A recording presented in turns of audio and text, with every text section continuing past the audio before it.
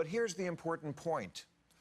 Hundreds of millions of them support an attack like this. They applaud an attack like this. What they say is, oh, we don't approve of violence, but you know what? When you make fun of the prophet, all bets are off.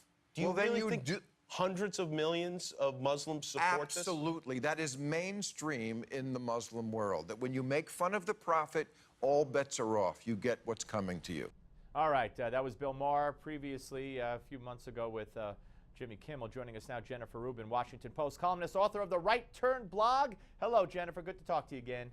Good to talk to you too, Steve. All right, let's talk a little bit about what happened down in Texas. I mean, it was the Charlie Hebdo situation, not as bad, thankfully, and none of the good guys were harmed or killed. Two of the terrorists were, but here it is. Here it was on our own, our own soil down in Texas. Yeah, I think this is a problem that the president doesn't want to acknowledge. He hasn't wanted to acknowledge it from the beginning of his presidency, whether they are formally connected with one another or they are simply inspired by this ideology. There is an issue and there is a problem. And until I think we identify it, and I don't think Bill Maher is right, I don't think it's hundreds of millions of people, but until we do recognize what it is and we come up with both domestic approaches to preventing radicalization as well as international solutions, I don't think it's going to go away. It's just getting worse. Yeah, no, it's getting worse, that's for sure. And I don't know.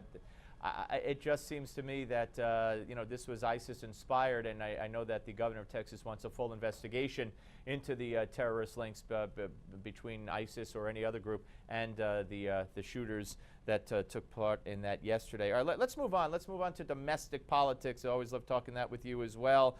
You wrote a piece, Christie versus Clinton.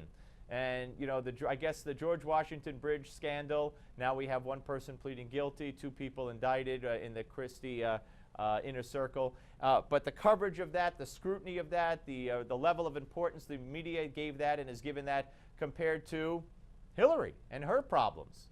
Right. I can't say anything other than the fact he's a Republican, she's a Democrat. The press understands the Democrats have no one else to run for president. So although they're covering her scandals, there hasn't been a single mainstream, if you will, or liberal editorial board, editorial columnist, pundit who has said she has disqualified herself from office. Now, it may be that Christie chooses still to run, but he is, unfortunately for him, because there is no evidence that he knew what was going on, tarred by this. And perhaps for president, you should be, because you should know what's going on around you. But that only makes the case against Hillary that much stronger. I think the irony of this is, had Christie run in 2012, he would have avoided all of this, and he might have actually gotten the nomination, or in any case, improved his political position.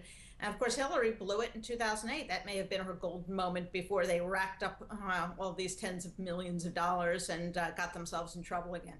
Yeah, and as far as Hillary, you also wrote a piece about her, about how, Bill's policies, she's not stuck with them, is what the headline says.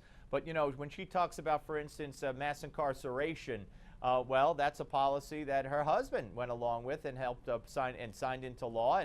And as a result, by the way, there's a lot less crime since the 90s in this country. But that's just one example. There are things that Hillary seems to be running against that her husband was for. I mean, we could point to DOMA, and we could point to Defense of Marriage Act, other things. But you say she doesn't have to be married to them, I guess. Well, she really doesn't. First of all, she can say, just as I think Jeb Bush is going to say, just as Rand Paul is going to say, that I'm not responsible for my fill-in-the-blank spouse, parents, brother policy. So that's fine. I think she has to explain herself. And, John Boehner said something that was right on the money on Sunday about the trade deal, the TPP. He said, listen, she's for it. She just won't say she's for it. And that's, I think, what bothers people more, is not that she may have changed her views over decades, which I suppose we're all entitled to, but the fact she's never quite straight with us. You never know what she thinks about anything. She hides from the media. She won't give interviews. She plays it safe. She talks in these empty phrases. So how are we to know what she actually believes, if she actually has beliefs or not? All right, we got less than a minute. The two C's, Carly and Carson, both announced today. Your take? I think Carly's going to be the much more formidable candidate. I think she has broader appeal than Ben Carson. I think she has sort of made a niche for herself as the chief antagonist of Hillary Clinton. She speaks extremely well. And the one thing I think Republicans are going to be surprised about is she knows an awful lot about foreign policy. Yeah, no, that's good. She's traveled around and she's educated herself. Absolutely. Jennifer, great to talk to you. Thank you very much. You're welcome. All right, Jennifer Rubin, ladies and gentlemen. Up next, motherhood and fatherhood. How to be better moms, how to be better dads. It's all straight ahead. You're not going to want to miss this interview with the co-authors of 2 great books coming up next, right here on the Steve Malzberg Show. Don't you go away.